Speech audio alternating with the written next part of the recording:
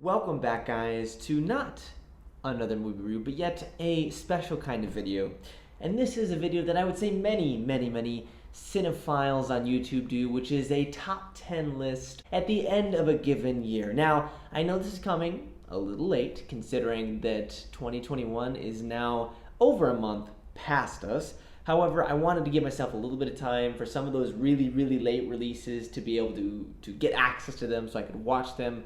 And, this is my channel, it's my videos, so, whatever. So this is going to be my top 10 list for films that I saw that came out in 2021.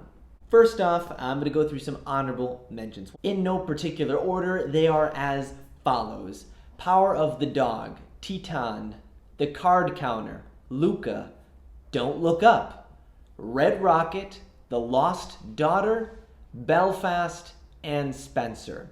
I enjoyed all of them, but didn't quite make my top 10. I'll clarify that I'm going to start at number 10 with my first of the 10 favorites and go up to number 1, which was going to be my most favorite of the year. My first pick is a sweet coming-of-age story that is based on a French film about a daughter and her deaf family and her passion for music. That film is Coda. There are plenty of pretty voices with nothing to say. Do you have something to say?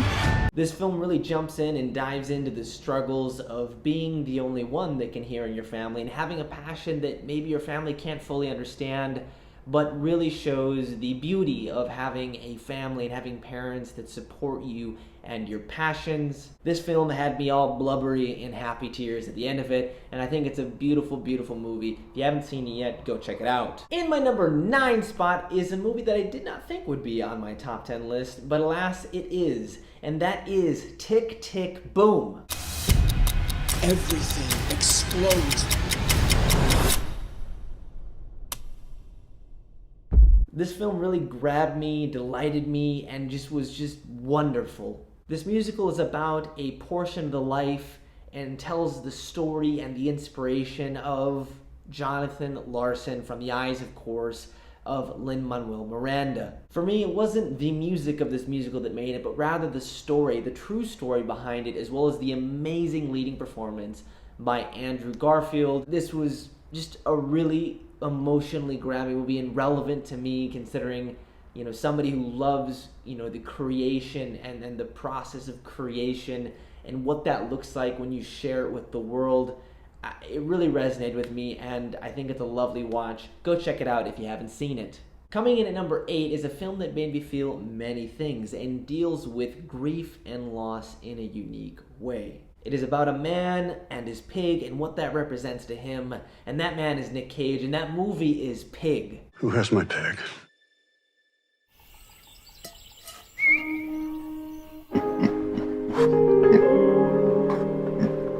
Nick Cage and Alex Wolff are fantastic together and have great chemistry on screen, and is almost kind of an unconventional twist on the revenge narrative that really has to do with somebody dealing and confronting their past. Nicolas Cage gives an amazing performance here, and this director, as a directorial debut, this is a fantastic movie, and we should be watching out for Michael Sarnowski and what he will do next. My number 7 spot shouldn't really be a surprise, as it was a darling for many, and that film is going to be PTA's 9th feature film, Licorice Pizza.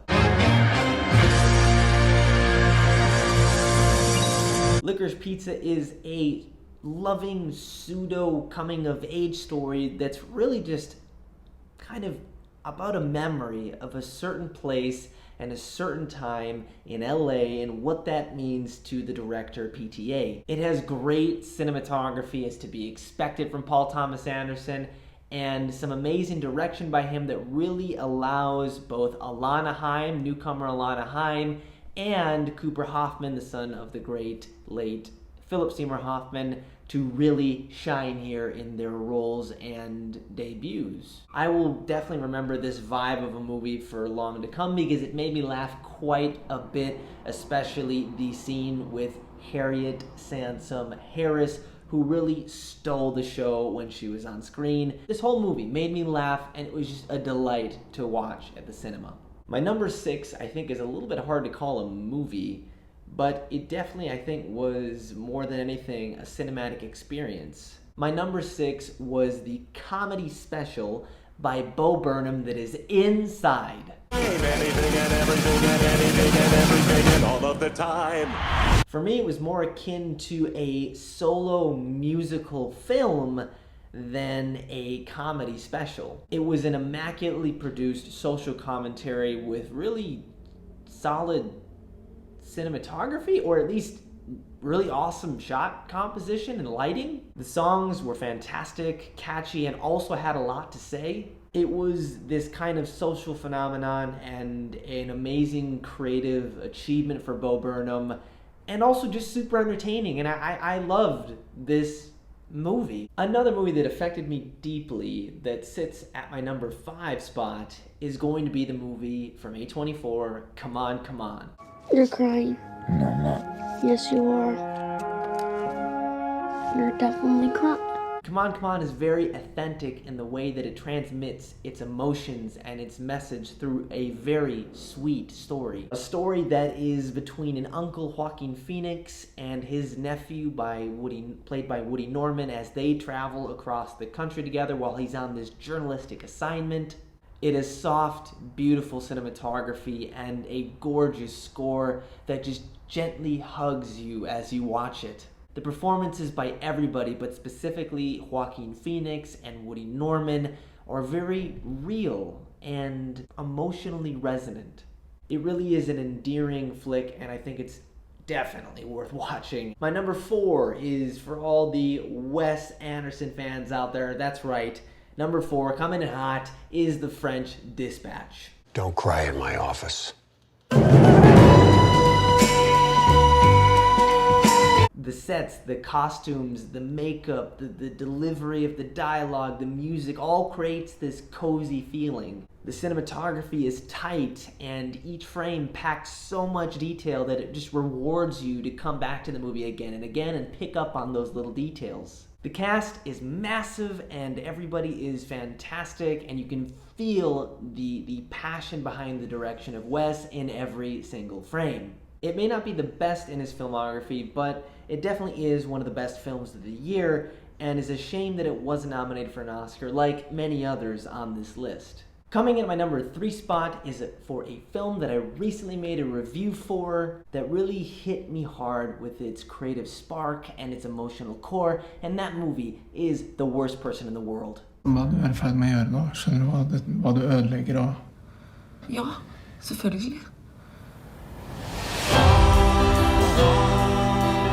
Renate Reigns should have been nominated for an Oscar along with her BAFTA nomination, but at least I'm happy to see that this film was actually nominated for something beyond the Best Foreign Film category.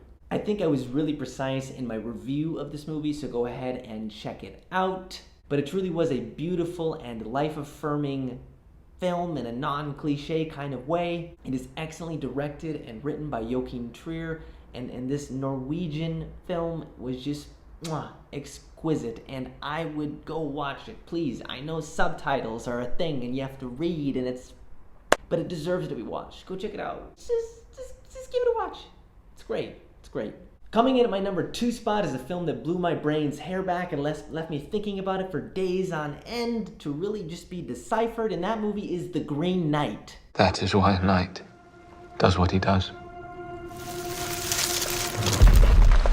Are you ready?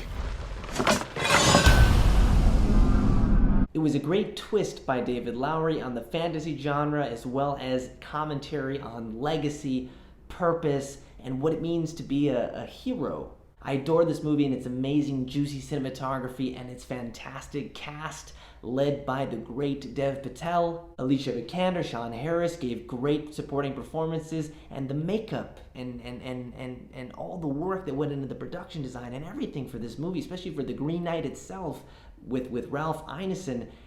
It's a shame it wasn't given more recognition. I understand that the Oscars are really campaign-based and very political and have to deal with, visibility of the movie, the publicity of the movie, its success at the box office, and all these other subjective factors. And that's why many of these films aren't nominated for them this year. But David Lowery's amazing medieval adaptation of this medieval old poem really deserved more recognition across the board beyond the critical reception that it got. If you want to see something unique and distinct and different that makes you think, go check out The Green Knight. Coming in at my number 1 spot. Was this a spoiler? Maybe I shouldn't have worn this. Well, it's Dune.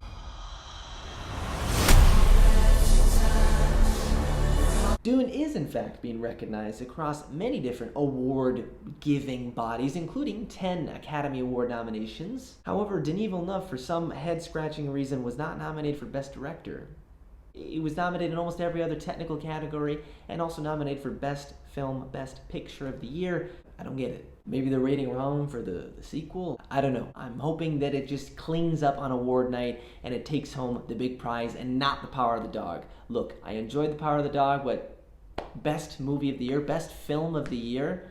In 10 years, are we going to talk about The Power of the Dog or Dune? I saw this film twice in cinema, the first time in IMAX, and it really is the definition of a cinematic experience, and it is a truly amazing achievement by Denis Villeneuve to bring the amazing world of Dune to the big screen. The cinematography, the visual effects, the editing, the performances of this amazing cast, Hans Zimmer's score, and the sheer epic filmmaking of it all is amazing. The vision and passion of Denis Villeneuve's adaptation of this book that he read when he was a kid resonated with me to my core, and it just lived rent-free in my head for months on end. I love Denis' filmmaking, I love his films, and I have up until this point been a fan of him, but this was on another level. Is Dune technically an incomplete story?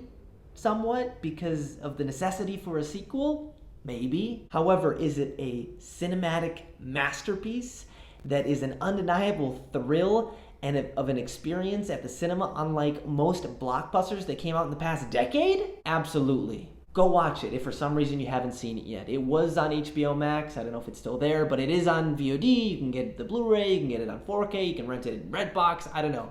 Go see it if you haven't seen it yet. And yeah, that's my number 1. That's my top 10. Once again, it is subjective, but I would highly recommend all these movies, including my honorable mentions. Go check them out. Go find them. I think they're all worth watching. Thank you guys so much for watching. Let me know what was your top 10 films, if you've seen 10, if not, your top 5 from 2021. And let me know what you guys think of the video. And if you like it, and or whatever it may be, and the L, like it. Subscribe if you like the content that I have here. Share it with your family, friends, folks, so on and so forth. And of course, I will see you guys in the next video.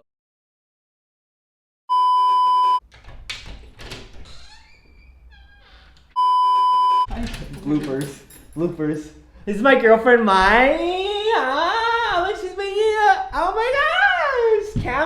Cameo! Waiting.